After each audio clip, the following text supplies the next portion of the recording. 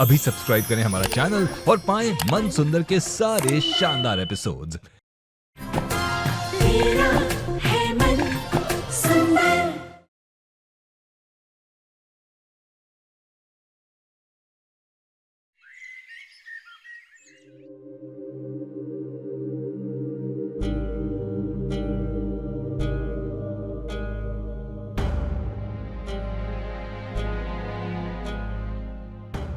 कहाँ गया मसाला?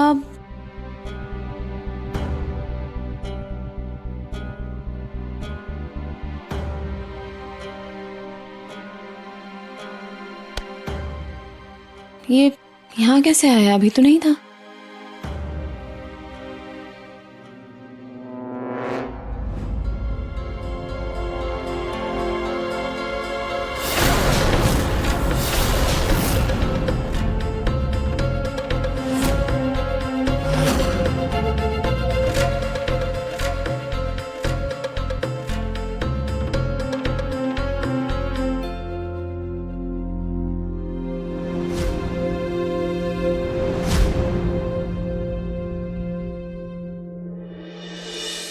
ये क्या बेस्वाद खाना बनाया है तुमने ऋतु? ये फीकी सी सब्जी, ये पानी जैसी दाल, क्या है ये? पहले तो तुम अच्छा खाना बनाती थी। माँ, आई एम सॉरी। वो जब से निहाल भैया और रुचिता की शादी हुई थी तब से मैंने खाना बनाना छोड़ दिया था। वो बस प्रिया के लिए इटालियन और चाइनीज ही बनाती थी। तो आप कहें तो वो नूडल्स और मंचूरियन लेके आ जाती हूँ। ये लो, अब इस उम्र में नूडल फूडल खा के पेट भरना पड़ेगा क्या मुझे?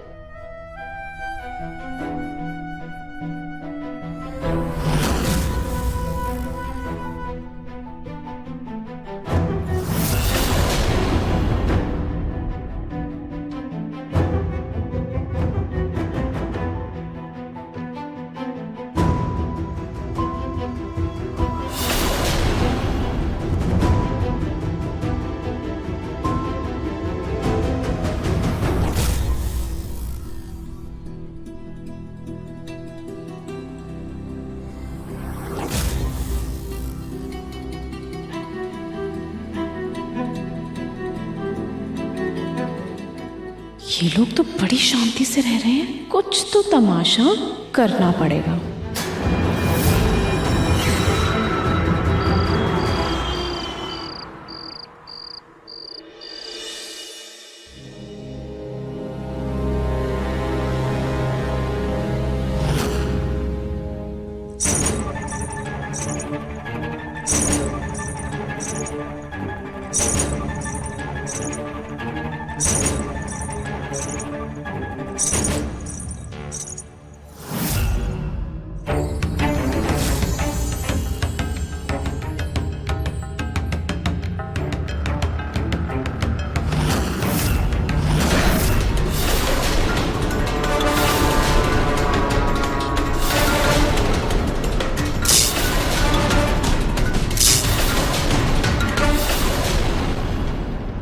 बड़े मजे से इस परिवार को जोड़ने का सुनहरा सपना देख रही है रुचिता। अभी इसका ये सपना भयानक बनाती हूँ।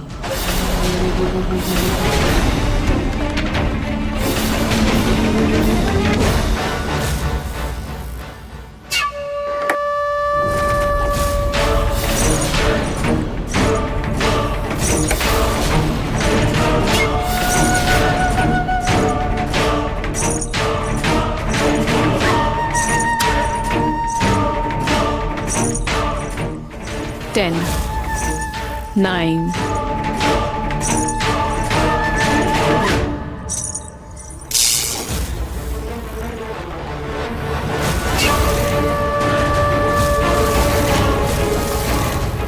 three, 2, 1.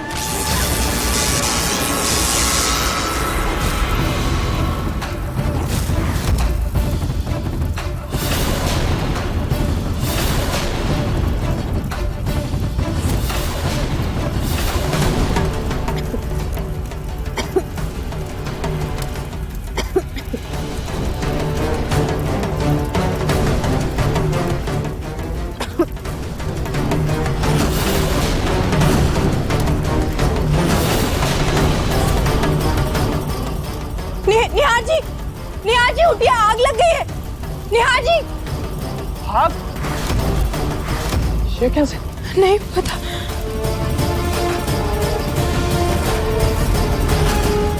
निहार जी, आग तो बढ़ती जा रही है।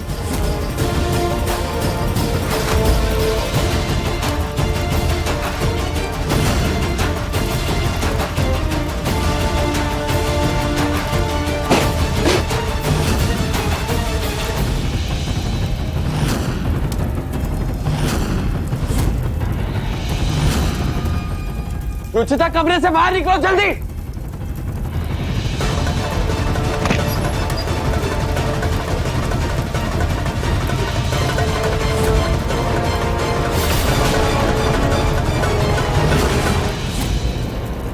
कमरे में आग कैसे लग गई? जीतू, पानी लेकर आओ। रुचिता, मैं पानी लेकर आता हूं। हाँ।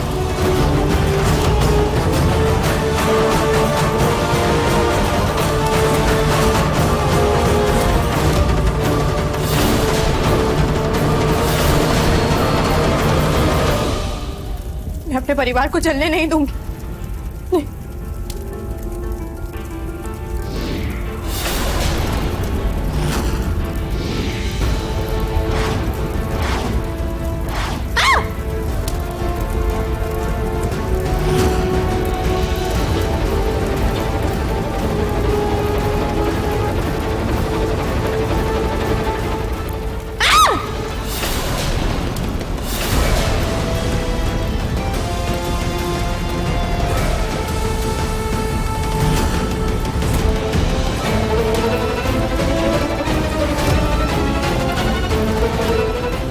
रुचिता कहाँ चली गई?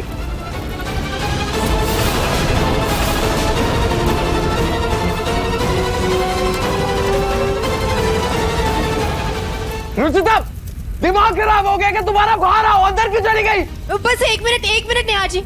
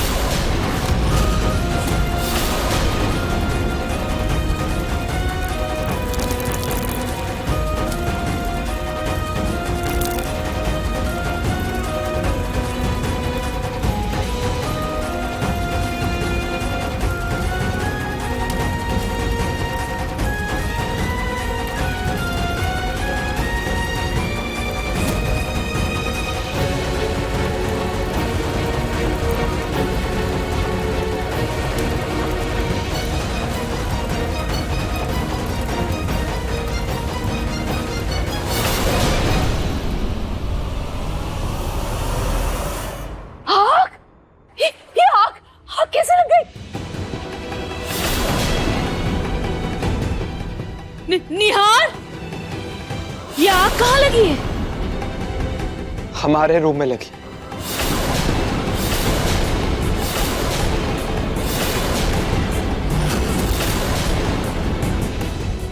निहार, तुम ठीक हो ना बेटा?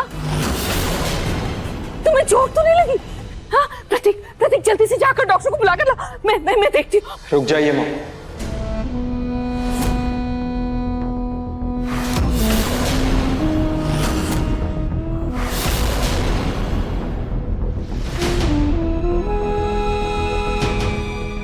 मैं ठीक हूँ। आग से इतनी चोट नहीं लगी है मुझे। इससे कहीं ज्यादा तकलीफ तो तब हुई थी जब आपने मुझे खुद से अलग किया था।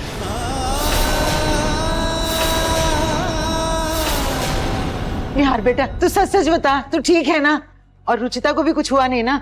हाँ दादी, मैं और रुचिता बिल्कुल ठीक है।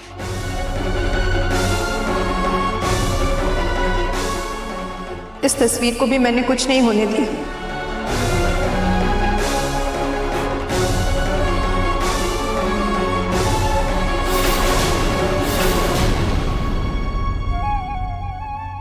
पर ये आग लगी कैसे? पता नहीं माँ, शायद कोई शॉर्ट सर्किट हो गया था। आप लोग परेशान मत होइए, चाहिए आप सो जाइए, मैं सुबह इलेक्ट्रिशियन को बुलाकर सब चेक करवा लूंगा। और हमारी फिक्र करने के लिए थैंक यू सो मच। लेकिन बेटा अब तुम दोनों रहोगे कहाँ? तुम्हारा कमरा तो पूरा जल गया होगा।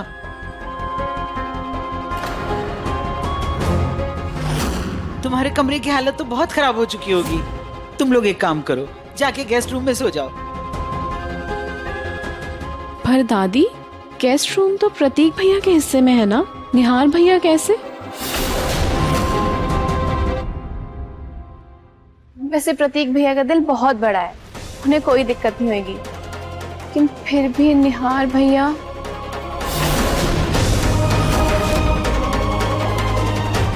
आग के बहाने ही सही, अगर ये बंटवारे की दीवार टूट रही है तो प्रीति दूरियां क्यों कायम रखने की कोशिश कर रही है? जब से प्रीति आई है तब से कुछ ना कुछ हो रहा है। पर इनके हिस्से में तो कोई दूसरा रूम भी नहीं है, कहाँ सोएंगे ये?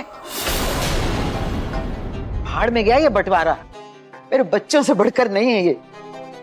तुम लोग इधर आके गेस्ट रूम में सो जाओ बस। दादी जी, वैसे जो जैसा करता है उसके साथ वैसा ही होता है ना। भाभी आप ऐसे क्यों बोल रही हैं? निहार भैया के हिस्से में तो सिर्फ स्टोर रूम ही है, आप बेचारे उसमें सोएंगे क्या?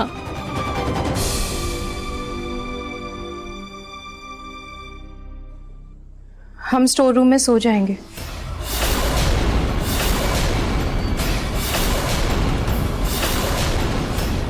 दादी जी, अगर इस घर में दीवार बनी है तो हम उसका सम्मान करेंगे। हमारी वजह से आप लोग पहले ही बहुत परेशान हो चुके हैं अबोहर ने। हम स्टोर रूम में सो जाएंगे, हमें कोई दिक्कत नहीं है ना निहार जी? हाँ दादी, हम स्टोर रूम में मैनेज कर लेंगे। वैसे अब आग बुझ गई है, फिक्र करने की कोई बात नहीं। आप लोग भी अपने अपने कमरे में जाइए और आराम कीजिए।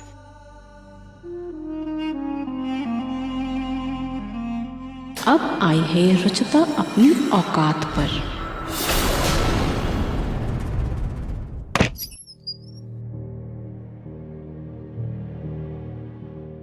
ध्यान से निहार जी।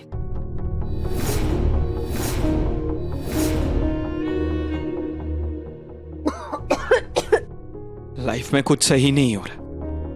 पहले फैमिली में प्रॉब्लम और अब ये कमरे में आग लगना। निहार जी, कभी कभी कुछ अच्छी चीजों का एहसास दिलाने के लिए बुरी चीजों का होना बहुत जरूरी होता है।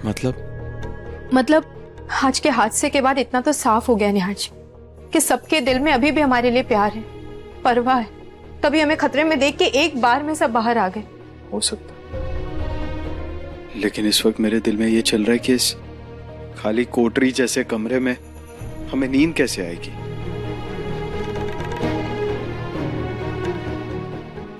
शॉर्ट सर्किट की वजह से इस कमरे में भी लाइट नहीं।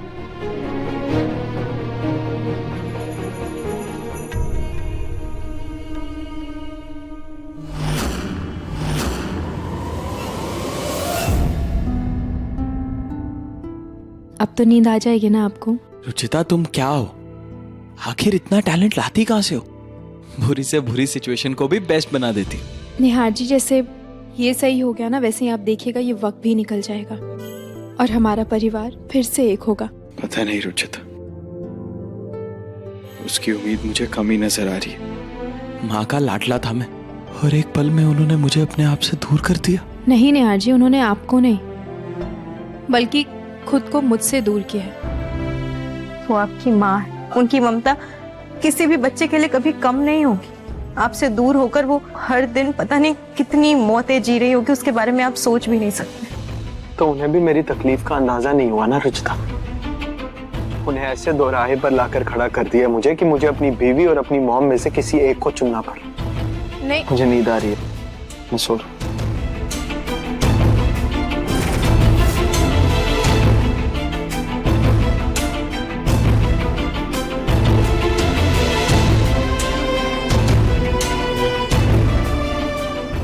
घर में 4 बर्तन हो तो वो बचते ही हैं, लेकिन अगर उनकी आवाज से घर में दरारें पड़ने लगे तो इसका मतलब एक ही है, गलतफहमी। और गलतफहमी एक हो तो समझ आए, लेकिन बार बार गलतफहमी कोई इत्तेफाक नहीं हो सकता। इसका मतलब यही है कि इन सब के पीछे कोई ना कोई तो जरूर है। जिसका पता मैं लगा कर रहूंगी, क्योंकि मैं अपने परिवार को ऐसे बिखरने नहीं दे सकती।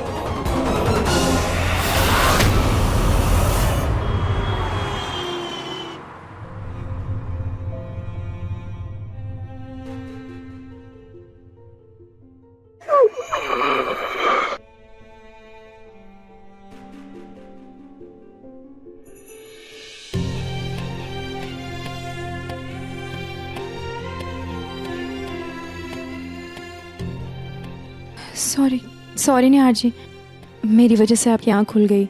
लेकिन तुम मुझे पूरी रात हवा क्यों दे रही थी? वो आप गर्मी में सो ही नहीं पा रहे थे, तो मैंने सोचा मैं हवा कर दूंगी तो आपको नींद आ जाएगी। अब हवा करते करते मेरी आंख कब लग गई मुझे पता ही नहीं चला। सॉरी रुचिता, मेरी वजह से तुम्हें इतना सब कुछ सहना पड़ा। नहीं निहार जी, आपको सॉरी बोलने की कोई जरूरत नहीं है। आप तो बचपन से एसी में सोए और यहाँ एक पंखा तक नहीं है। तो मुझे ऐसे ही रोज पंखा करती रहोगी? अरे हमारा रूम ठीक होने में कम से कम हफ्ता लग जाएगा। क्या देख रही हो? कुछ। ये पंखा निहार जी, मैं इसे साफ कर देती हूँ, इसे रात में यूज कर लेंगे। अच्छा, मैं ऑफिस के लिए रेडी हो जाता हूँ।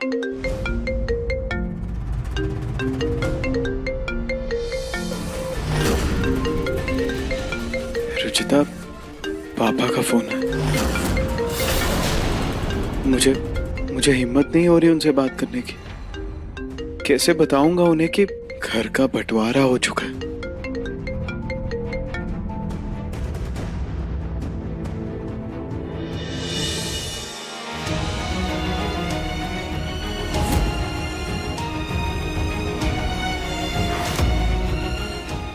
मैं पूरी कोशिश करूंगी कि पापा जी के आने से पहले ये दीवार टूट जाए। और मैं भी पूरी कोशिश करूंगी कि ये दीवार टूटने से पहले तुम इस घर से बाहर चली जाओ।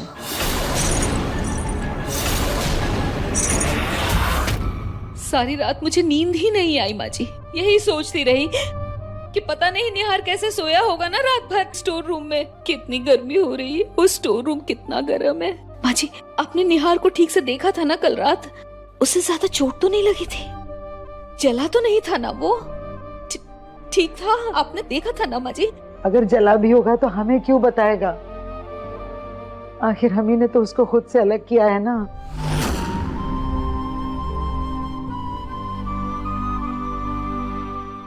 माँ, आपके लिए पोहा बनाया था, आप कहीं तो ले आओ। लेकर आओ ना, हो तो निहार को बहुत ही ज्यादा बस।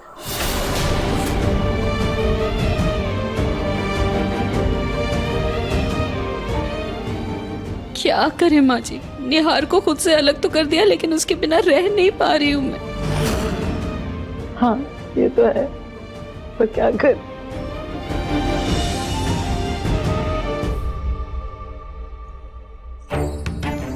दोनों तरफ गलतफहमी की आग तो लगा दी है मैंने, लेकिन फिर भी जरा सा कुछ हुआ नहीं। ये लोग गंगा जमुना की तरह फिर मिल जाएंगे। इनका संगम तो मैं कभी होने नहीं दूंगी।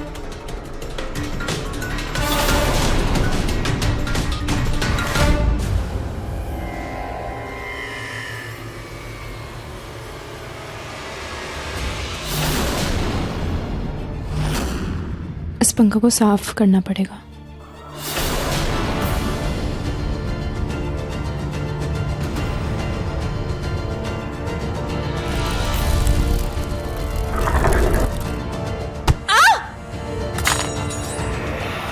आई एम सो सॉरी भाभी, पता नहीं कैसे।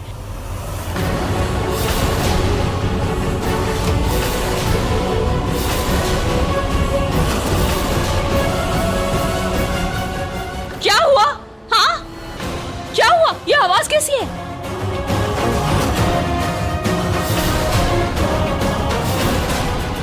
सॉरी भाभी। चुप, बिल्कुल चुप हो जाओ तुम। कितना सॉरी बोलोगे और किस किस चीज के लिए? सब कुछ तोड़ कर, बिखेर कर, बर्बाद कर कर क्या करूं मैं तुम्हारे सॉरी का? भाभी मैंने जानबूझकर नहीं किया, यकीन कीजिए मेरा पैर फिसल गया था। यही तो तुम्हारी समस्या है रुचिता, कि तुम्हारी ये जो गलतियां है ना, ये खत्म होने का नाम ही नहीं लेती। एक के बाद एक किए जा रहे। इतनी मेहनत से ऋतु ने पोहा बनाया था, लेकिन तुम्हें कहाँ बर्दाश्त है हमारा सुख चैन, सब बिखेर के रख दिया। अब बताओ कि इस पंखे से आखिर तुम कर क्या रही थी? ये मैं साफ करने लेके जा रही थी माँ, स्टोर रूम में बहुत गर्मी थी इसलिए। चलो तुम जाओ यहाँ से रुचिता। हाँ, और मुझे ना नजर भी मत आना तुम।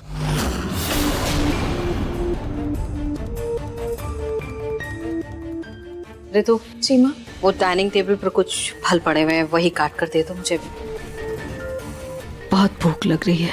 जी।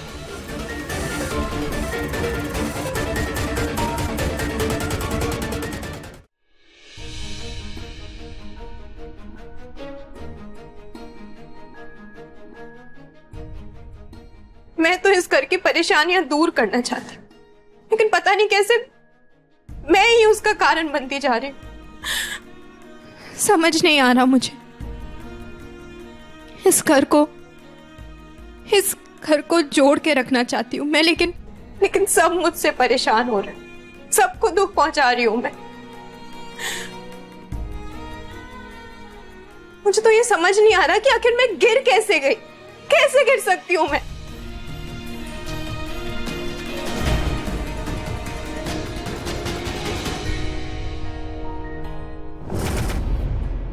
सोचने वाली बात तो ये है कि मेरा पैर फिसला कैसे।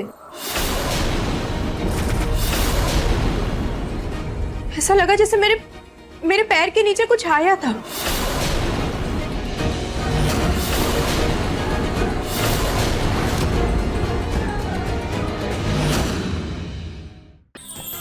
अधिक एपिसोड देखने के लिए हमारे चैनल को सब्सक्राइब करें